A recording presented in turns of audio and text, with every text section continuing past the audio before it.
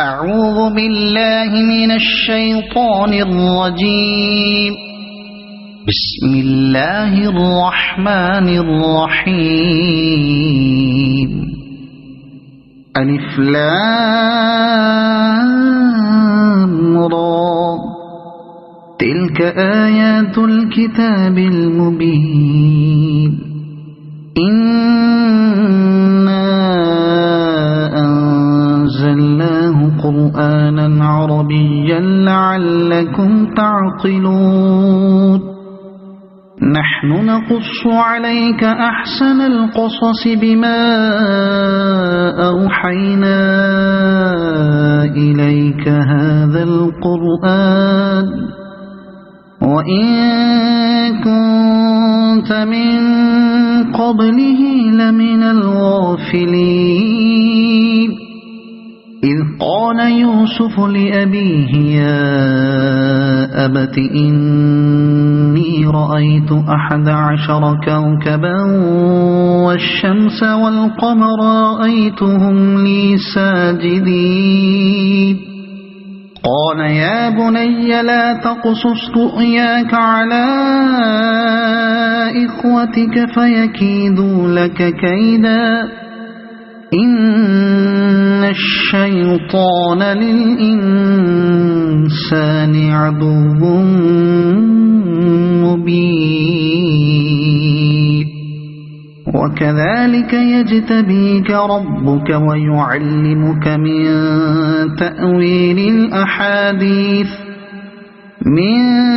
تأويل الأحاديث ويتم نعمته عليك وعلى آل يعقوب كما أتمها على أبويك من قبل إبراهيم وإسحاق إن ربك عليم حكيم. لقد كان في يوسف وإخوته آيات للسائلين. إذ قالوا ليوسف وأخوه أحب إلى أبينا منا ونحن عصبة إن أبانا لفي ضلال مبين. اقتلوا يوسف أو اطرحوه أرضا يخل لكم وجه أبيكم وتكونوا من بعده قوما صالحين. قال قائل منهم لا تقتلوا يوسف وألقوه في غيابة الجب يلتقطه بعض السيارة إن كنتم فاعلين. قالوا يا أبانا ما لك لا تأمنا على يوسف وإنا له لناصحون. أرسله معنا غدا يرتع ويلعب وإنا له لحافظون. قال إني ليحزنني أن تذهبوا به وأخاف أن يأكله الذئب وأنتم عنه غافلون. قالوا لئن أكله الذئب ونحن عصبة إنا إذا لخاسرون. فلما ذهبوا به وأجمعوا أن يجعلوه في غيابة الجب وأوحينا إليه لتنبئنهم بأمرهم هذا وهم لا يشعرون. وجاءوا أباهم عشاء يبكون قالوا يا أبانا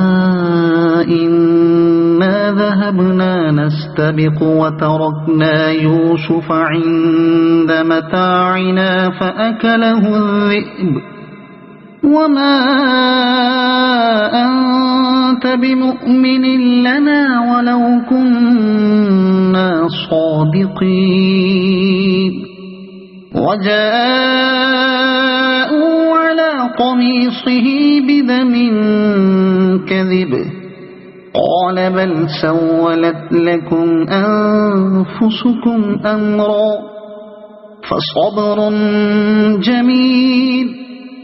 والله المستعان على ما تصفون وجاءت سيارة فأرسلوا واردهم فأدلى دلوه قال يا بشرى هذا غلام وأسروه بضاعة والله عليم بما يعملون وشروه بثمن بخس دراهم معدودة وكانوا فيه من الزاهدين وقال الذي اشتراه من مصر لامرأته أكرمي مثواه عسى أن ينفعنا أو نتخذه ولدا وكذلك مكنا ليوسف في الأرض ولنعلمه من تأويل الأحاديث والله غالب على أمره ولكن أكثر الناس لا يعلمون ولما بلغ أشده آتيناه حكما وعلما وكذلك نجزي المحسنين وراودته التي هو في بيتها عن نفسه وغلقت الأبواب وقالت هيت لك قال معاذ الله إنه ربي أحسن مثواي إنه لا يفلح الظالمون ولقد همت به وهم بها لولا أن رأى برهان ربه كذلك لنصرف عنه السوء والفحشاء إنه من عبادنا المخلصين واستبق الباب وقدت قميصه من دبر وألف يا سيدها لدى الباب قالت ما جزاء من أراد بأهلك سوءا إلا أن يسجن أو عذاب أليم قال هي راودتني عن نفسي وشهد شاهد من أهلها إن كان قميصه قد من قبل فصدقت وهو من الكاذبين وإن كان قميصه قد من دبر فكذبت وهو من الصادقين فلما رأى قميصه قد من دبر قال إنه من كيدكن إن كيدكن عظيم مبين يوسف أعرض عن هذا واستغفري لذنبك إنك كنت من الخاطئين وقال نسوة في المدينة امرأة العزيز تراود فتاها عن نفسه قد شغفها حبا إنا لنراها في ضلال مبين فلما سمعت بمكرهن أرسلت إليهن وأعتدت لهن متكئا وآتت كل واحدة منهن سكينا وقالت اخرج عليهن فلما رأينه أكبرنه وقطعن أيديهن وقلن حاش لله ما هذا بشرا إن هذا إلا ملك كريم قالت فذلكن الذي لمتنني فيه ولقد راودته عن نفسه فاستعصم ولئن لم يفعل ما آمره ليسجنن وليكونن من الصاغرين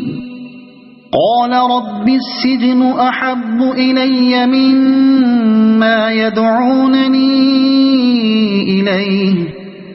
وإلا تصرف عني كيدهن أصب إليهن وأكن من الجاهلين فاستجاب له ربه فصرف عنه كيدهن إنه هو السميع العليم ثم بدا لهم من بعد ما رأوا الآيات ليسجننه حتى حين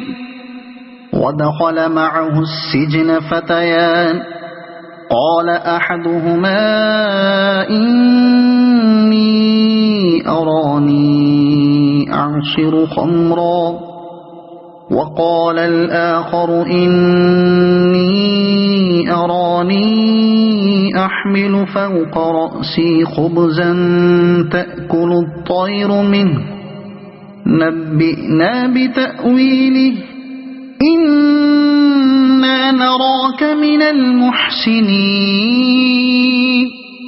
قال لا يأتيكما طعام ترزقانه إلا نبأتكما بتأويله قبل أن يأتيكما ذلكما مما علمني ربي إني تركت ملة قوم لا يؤمنون بالله وهم بالآخرة هم كافرون واتبعت ملة آبائي إبراهيم وإسحاق ويعقوب ما كان لنا أن نشرك بالله من شيء ذلك من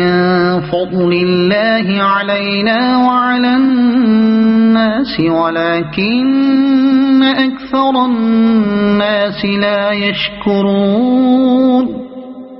يا صاحبي السجن أأرباب متفرقون خير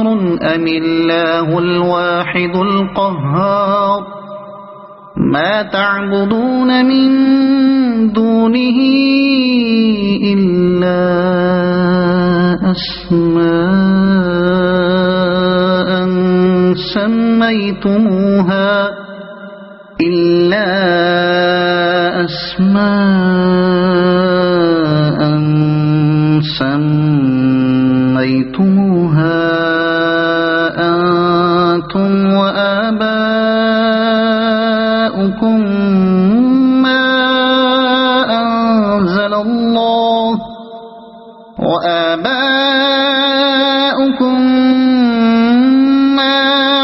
أنزل الله بها من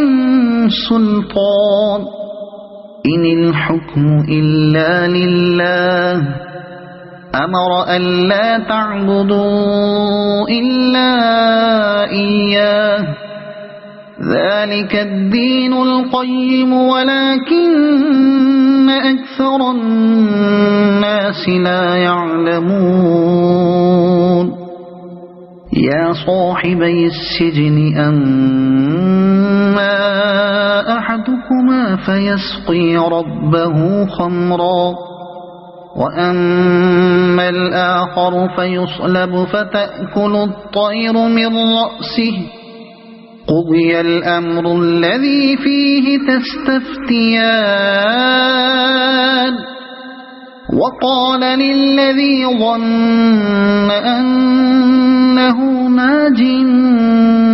منه اذكرني عند ربك فأنساه الشيطان ذكر ربه فلبث في السجن بضع سنين وقال الملك إني أرى 7 بقرات سمان يأكلهن 7 عجاف و7 سنبلات خضر وأخر يابسات يا أيها الملأ أفتوني في رؤياي إن كنتم للرؤيا تعبرون قالوا أضغاث أحلام وما نحن بتأويل الأحلام بعالمين وقال الذي نجا منهما وادكر بعد أمة أنا أنبئكم بتأويله فأرسلون يوسف أيها الصديق أفتنا في 7 بقرات سمان يأكلهن 7 عجاف و7 سنبلات خضر وأخر يابسات لعلي أرجع إلى الناس لعلهم يعلمون قال تزرعون 7 سنين دأبا فما حصدتم فذروه في سنبله إلا قليلا مما تأكلون ثم يأتي من بعد ذلك 7 شداد يأكل ما قدمتم لهن إلا قليلا مما تحصنون ثم يأتي من بعد ذلك عام فيه يغاث الناس وفيه يعصرون وقال الملك ائتوني به فلما جاءه الرسول قال ارجع إلى ربك فاسأله ما بال النسوة اللاتي قطعن أيديهن إن ربي بكيدهن عليم قال ما خطبكن إذ راودتن يوسف عن نفسه قلنا حاش لله ما علمنا عليه من سوء قالت امرأة العزيز الآن حصحص الحق أنا راودته عن نفسه وإنه لمن الصادقين ذلك ليعلم أني لم أخنه بالغيب وأن الله لا يهدي كيد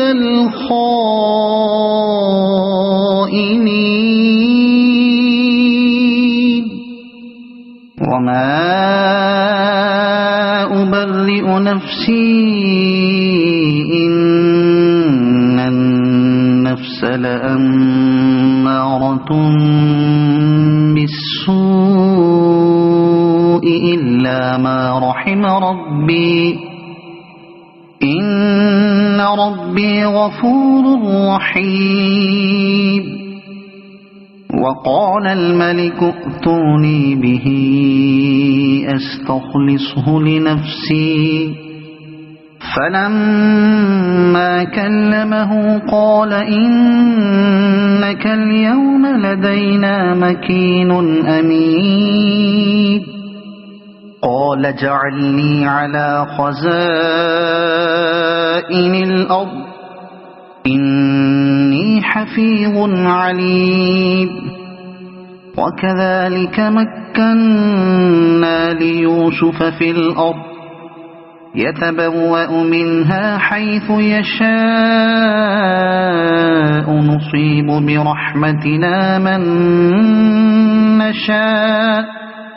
نصيب برحمتنا من نشاء ولا نضيع أجر المحسنين ولأجر الآخرة خير للذين آمنوا وكانوا يتقون وجاء إخوة يوسف فدخلوا عليه فعرفهم وهم له منكرون ولما جهزهم بجهازهم قال ائتوني بأخ لكم من أبيكم ألا ترون أني أوفي الكيل وأنا خير المنزلين فإن لم تأتوني به فلا كيل لكم عندي ولا تقربون قالوا سنراود عنه أباه وإنا لفاعلون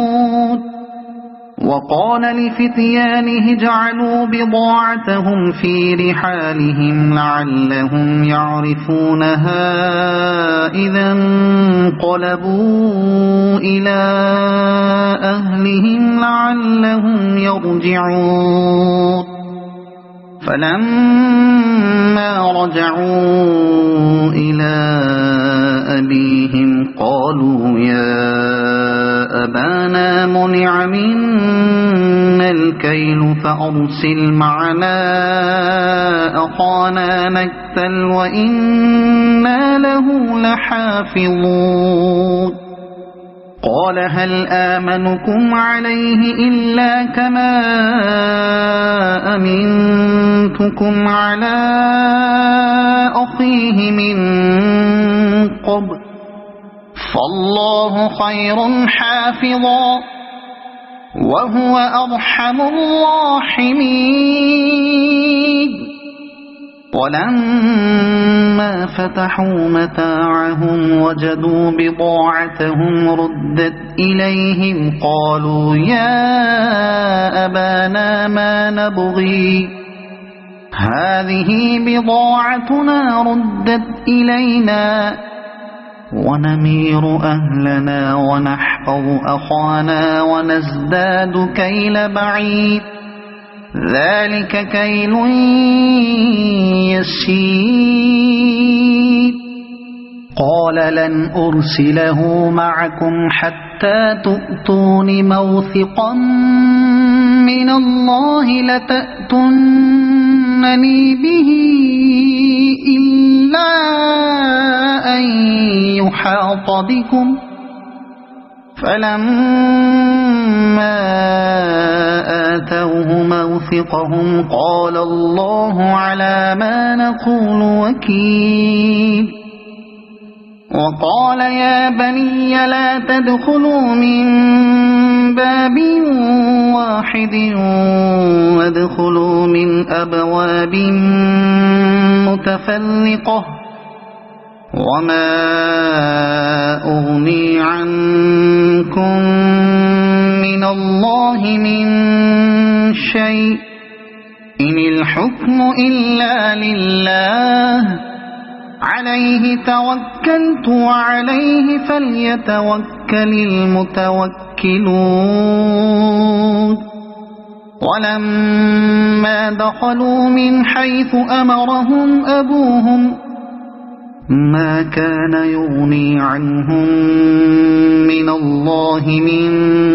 شيء إلا حاجة في نفس يعقوب قضاها وإنه لذو علم لما علمناه ولكن أكثر الناس لا يعلمون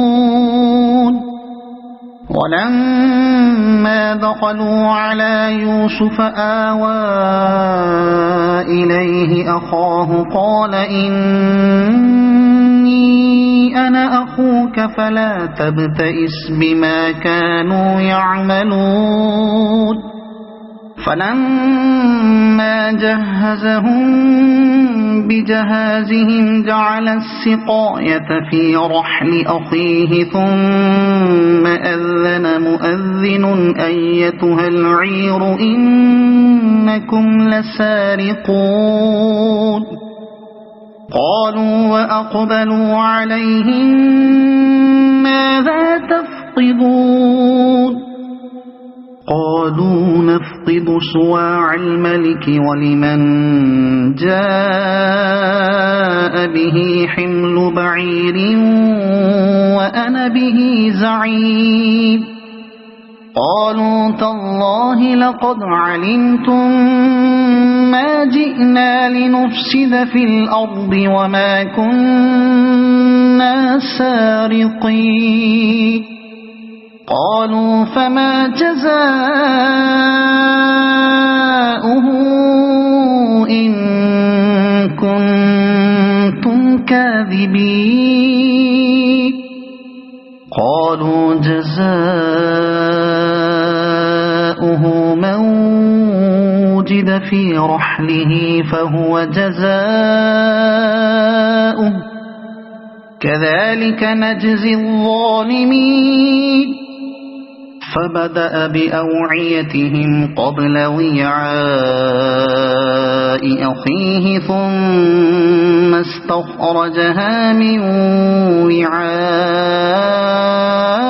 أخيه كذلك كدنا ليوسف ما كان ليأخذ أخاه في دين الملك إلا أن يشاء الله نرفع درجات من نشاء وفوق كل ذي علم عليم قالوا إن يسرق فقد سرق أخ له من قبل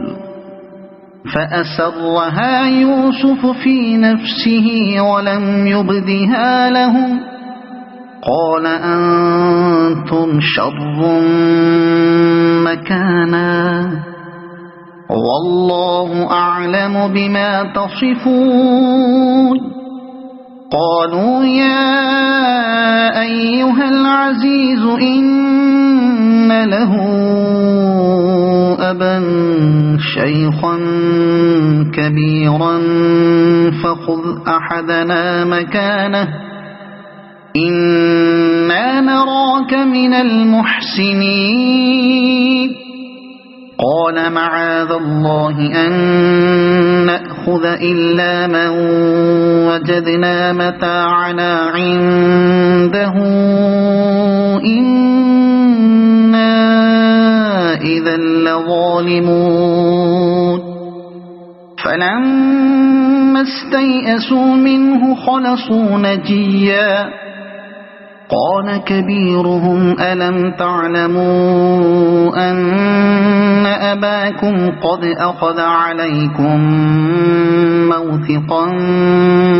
من الله ومن قبل ما فرطتم في يوسف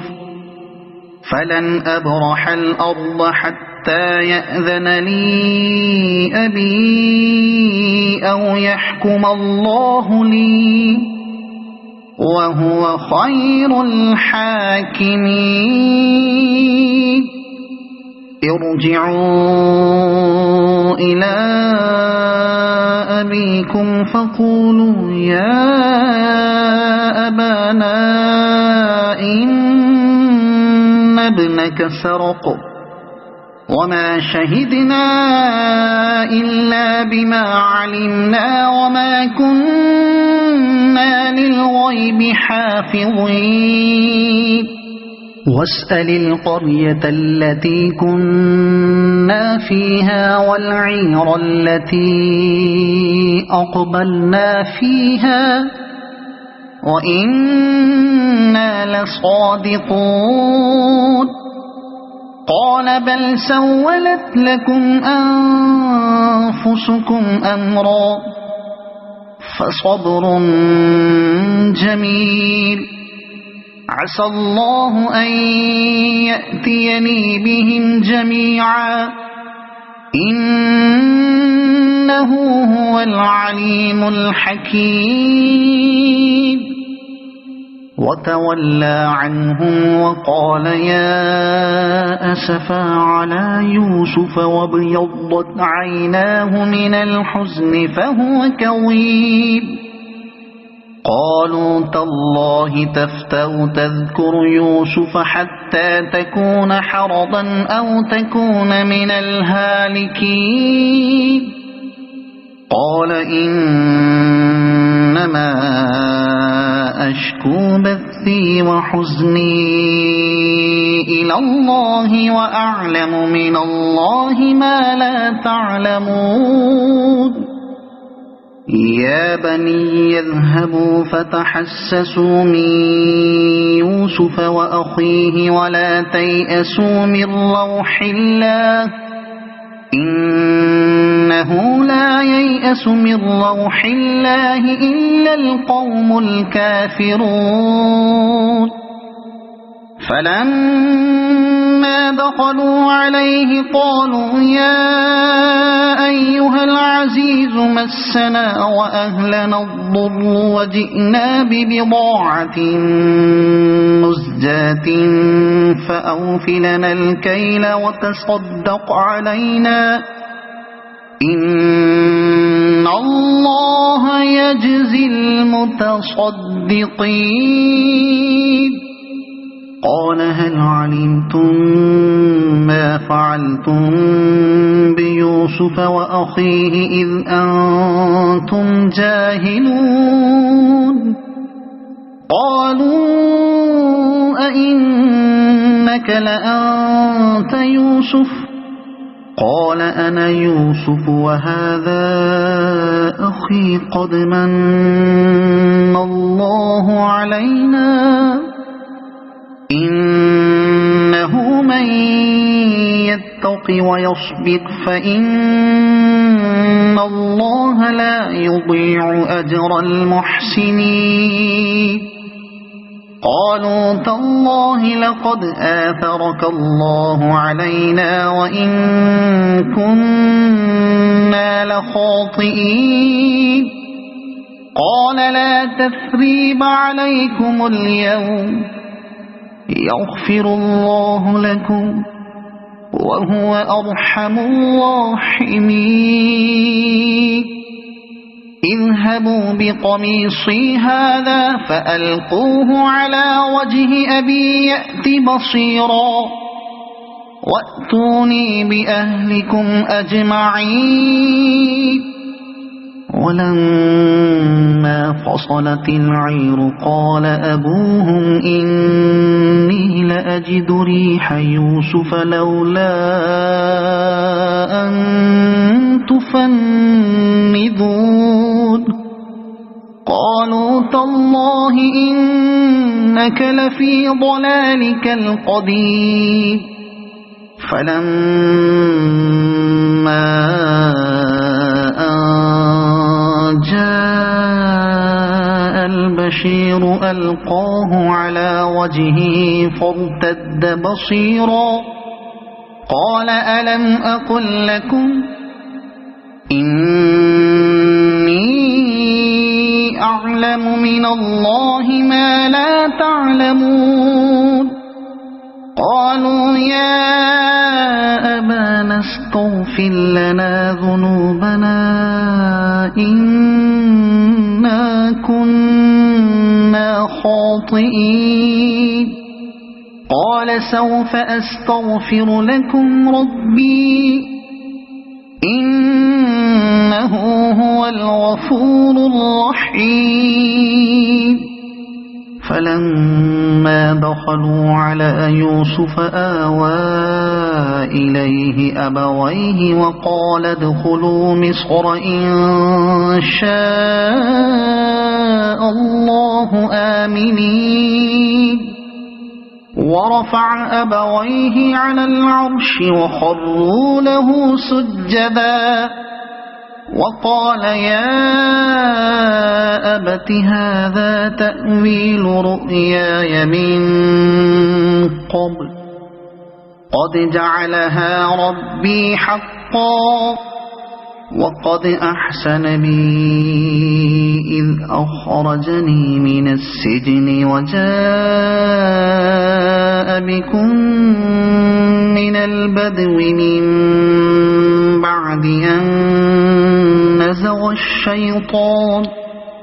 من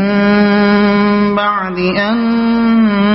نزغ الشيطان بيني وبين إخوتي إن ربي لطيف لما يشاء إنه هو العليم الحكيم رب قد آتيتني من الملك وعلمتني من تأويل الأحاديث فاطر السماوات والأرض أنت ولي في الدنيا والآخرة توفني مسلما وألحقني بالصالحين ذلك من أنباء الغيب نوحيه إليك وما كنت لديهم إذ أجمعوا أمرهم وهم يمكرون وما أكثر الناس ولو حرصت بمؤمنين وما تسألهم عليه من أجر إن هو إلا ذكر للعالمين وكأي من آية في السماوات والأرض يمرون عليها وهم عنها معرضون وما يؤمن أكثرهم بالله إلا وهم مشركون أفأمنوا أن تأتيهم غاشية من عذاب الله أو تأتيهم الساعة بغتة وهم لا يشعرون قل هذه سبيلي أدعو إلى الله على بصيرة أنا ومن اتبعني وسبحان الله وما أنا من المشركين وما أرسلنا من قبلك إلا رجالا نوحي إليهم من أهل القرى أفلم يسيروا في الأرض فينظروا كيف كان عاقبة الذين من قبلهم ولدار الآخرة خير للذين اتقوا أفلا تعقلون حتى إذا استيأس الرسل وظنوا أنهم قد كذبوا جاءهم نصرنا فنجي من نشاء ولا يرد بأسنا عن القوم المجرمين لقد كان في قصصهم عبرة لأولي الألباب ما كان حديثا يفترى ولكن تصديق الذي بين يديه وتفصيل كل شيء وهدى ورحمة لقوم يؤمنون